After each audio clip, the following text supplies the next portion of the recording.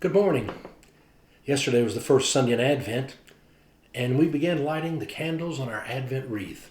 I told you about these Advent wreaths, that it's a special gift that we're giving to each family and the member in our family of faith. They are beautiful. They've been underwritten by a family in our congregation, and these are heirloom sort of things. I mean, this is solid walnut that is made here. They're very heavy. It is beautiful. On the back, they're stained, obviously. On the back, there's a sticker that says, Advent 2020, the light shines in the darkness, and the darkness has not overcome it. John 1:5.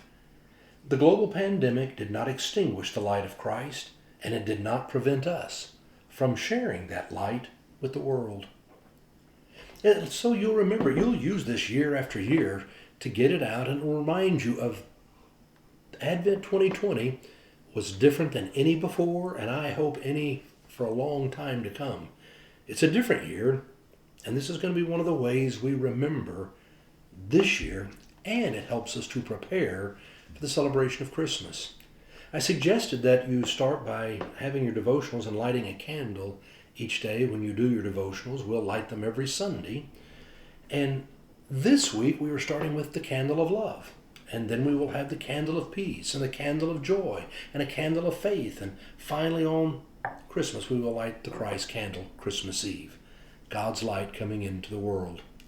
But this week we're focusing on love. Focusing on love. And I've been reading a book. Ed Collins, a friend of mine, recommended this to me, and it's entitled Hello Darkness, My Old Friend. And it's written by Sandy Greenberg. It's the story of his life. I used him some in my sermon on Sunday, so some of you will already know about him. But in here he tells another wonderful story of when he had a cousin, Edith, who was getting married in Buffalo back in 1960. And it's a big gathering. They're a Jewish family. Everybody's going to come together to celebrate. And it was Edie's parents, Alfred and Bertha, who had been living in the Netherlands when World War II came along. And it was such a hard time. And they had to be hiding. And in the end, it was a Catholic family who hid them in a windmill. And there they lived for 5 years.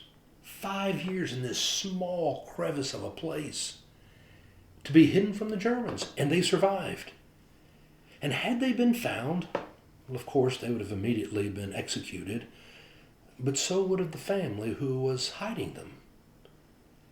And what this happened at the wedding, it was Alfred and Bertha who flew this man, the patriarch of the family, from the Netherlands to the United States, to Buffalo, to have him there at the wedding, to honor him, and to be able to say, because of you, we were able to have this child, who's now grown up and being married and will have her own family, and just to be able to celebrate and to honor this man who saved them and gave them life so they could give life now to their family. He was now 90 years old. He was a tall man. He was in a black suit and had a black hat on, didn't speak a word of English. But when they introduced him, everybody there came to their feet in a standing ovation, and tears were running down people's faces. And Sandy asked the question, why did he do it? Why did he do it? What did he have to gain from it? The answer was nothing materially. He didn't get anything from it.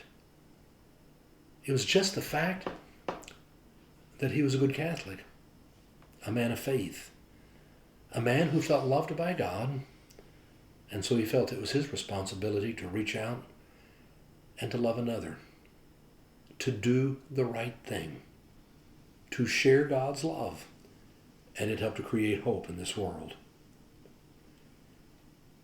I couldn't help but think, maybe that's what you and I need to be focusing on as we go into this week. Looking at how can we express our love for others.